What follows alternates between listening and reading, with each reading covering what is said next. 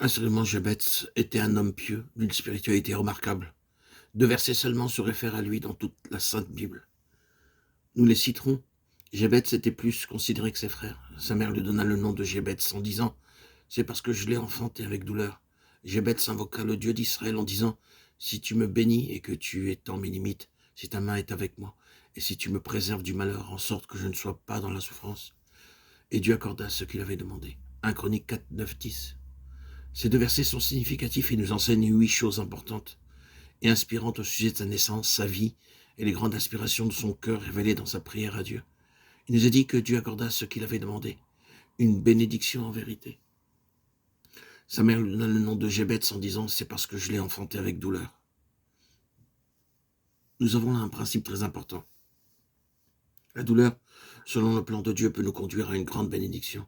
Le Seigneur Jésus-Christ passa par une grande douleur pour apporter le salut à toute l'humanité.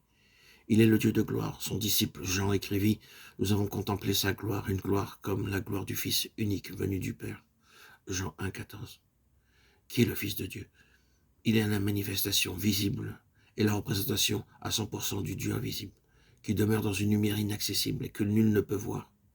Si le Fils de Dieu n'était pas venu dans ce monde, nous n'aurions jamais pu connaître Dieu. Dieu aurait été un être imaginaire que tout homme aurait pu imaginer selon lui. La Sainte Bible dit « Personne n'a jamais vu Dieu, Dieu le Fils unique, qui est dans le sein du Père et celui qui l'a fait connaître. » Jean 1, 18. Nul n'a le droit de dire à qui ressemble Dieu. Si un homme n'a jamais vu et ne connaît pas le Taj Mahal, pourra-t-il dire à quoi ressemble le Taj Mahal? Beaucoup d'hommes que le monde tient pour grands peuvent désirer nous dire quelque chose de Dieu selon leur conception propre. Mais lorsque nous savons que positivement ils n'ont jamais vu Dieu, comment pouvons-nous accepter leur parole? Le Seigneur Jésus-Christ n'est pas comme de tels hommes, parce qu'il était lui-même dans le sein du Père, de toute éternité, en communion intime avec Dieu le Père. L'apôtre Jean, écrivant à propos du Seigneur Jésus, le nomme la parole et déclare « Au commencement était la parole, et la parole était avec Dieu, et la parole était Dieu. » Jean 1, 1. Seul le Seigneur Jésus connaissait Dieu à 100%. Personne ne connaît le Fils si ce n'est le Père. Personne non plus ne connaît le Père si ce n'est le Fils. Et celui à qui le Fils veut le révéler. Matthieu 11, 27. Nul n'a le droit de dire à qui ressemble Dieu. Si un homme n'a jamais vu et ne connaît pas le Taj Mahal, pourra-t-il dire à quoi ressemble le Taj Mahal? Beaucoup d'hommes que le monde tient pour grands peuvent désirer nous dire quelque chose de Dieu selon leur conception propre.